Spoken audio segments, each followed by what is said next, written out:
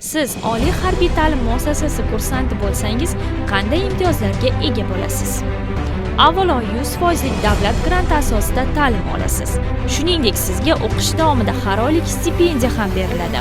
Kursantlarni bepul zamonaviy yotoqxona, bepul kiyim-kechak ta'minoti hamda bepul oziq-ovqat ta'minoti, bepul tibbiy xizmatdan foydalanish huquqiga ega bo'lasiz. Shuningdek, bitiruvchilarga leytenant harbiy unvoni berilib, ularning bandligi 100% ta'minlanadi. Kursantlar o'qish davomida shahar transport vositalarida bepul yurish, madaniy va ko'ngilochar maskanlarga bepul kirish imtiyozi hamda ta'til vaqtida uylariga borish uchun bepul temir yo'l va aviachiptalar taqdim etiladi. Mudofaa vazirligi oliy harbiy ta'lim muassasalari sizni kutmoqda.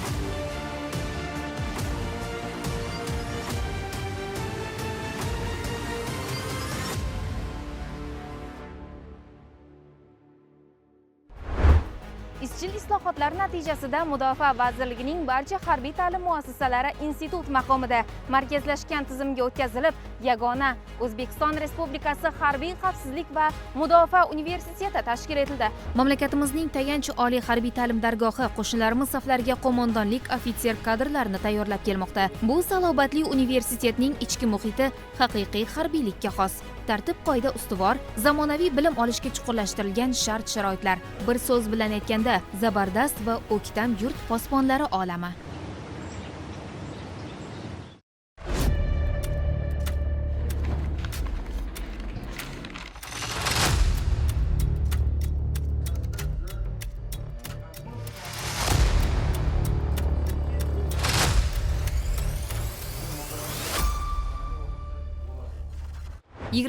asr axborot texnologiyalari asri. O'ta tezkor, shiddatli davrda yuqori marralarni zabt etish faqat ilmni chuqur o'zlashtirish orqaligina amalga oshiriladi. Shuning uchun ham bo'lajak ofitserlar nazariya bilan amaliyot uyg'unligi asosida zamonaviy bilimlarni egallamoqda.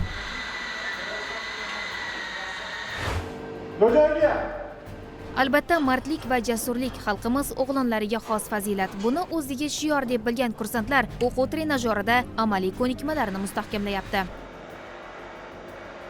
Mazkur universitet tarkibida 5 ta institut, 4 ta fakultet, 6 ta okrug o'quv fakulteti, 19 ta markazni o'z ichiga olgan serjantlar tayyorlash oliy maktabi hamda aviatsiya va uchuvchisiz uchish apparatlari mutaxassislarini tayyorlash markazi faoliyati yo'lga qo'yildi. Bu esa o'z navbatida qo'shinlarni zamonaviy va murakkab fanlar bo'yicha o'qitishda, eng asosiysi dual ta'limni tashkil etishda hamda ilmiy tadqiqot natijalarini amaliyotga tatbiq etishda muhim ahamiyat kasb etadi. Shuningdek, psixolog, aloqachi, kiyim-kechak va oziq-ovqat kabi harbiy sohaga zarur bo'lgan 18 ta mutaxassislik bo'yicha kursantlarni respublikamizdagi fuqarolik oliy ta'lim muassasalarining 2-bosqich talabalari orasidan saralab olinadi. Yana bir qiziq ma'lumot, oliy harbiy ta'lim muassasalarining 36 ta ta'lim yo'nalishi bitiruvchilariga 2 tomonlama diplom, ya'ni fuqarolik va harbiy kasbga mo'ljallangan mutaxassislik berish amaliyoti yo'lga qo'yildi. Mazkur amaliyot harbiy kadrlarning harbiy xizmatdan keyingi davrida fuqarolik mutaxassisligi bo'yicha faoliyatini davom ettirish imkonini beradi.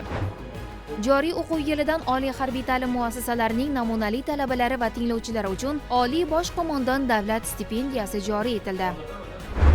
Harbiy xavfsizlik va mudofaa universitetida ta'lim jarayoniga 2 ta yangi fan qo'shildi: sun'iy intellekt va robototexnika. Axborotlashtirilgan sinfxonalarda azamatlar nazariy bilimlarni egallagach, jismoniy va jangovar tayyorgarlik bo'yicha yanada chiniqishadi. Iqtidorli kursantlarni qo'llab-quvvatlash, ilm-fan, sport, jismoniy tayyorgarlik va jangovar shayligini oshirish borasida mazkur yangi universitet harbiy ta'limning lokomotivi hamdir. Shuningdek, bu yerdagi zamonaviy o'quv xonalari, yuksak mahorat va kasbiy malakaga ega bo'lgan professor o'qituvchilar ko'magida eng so'nggi uslubdagi dars mashg'ulotlari, nazariya bilan amaliyot uyg'unligi, vaqt mezoni asosidagi tartib-qoidalar, 20 dan ortiq to'garaklar, bularning barchasi sizning professional ofitser bo'lishingizda muhim o'rin tutishi aniq.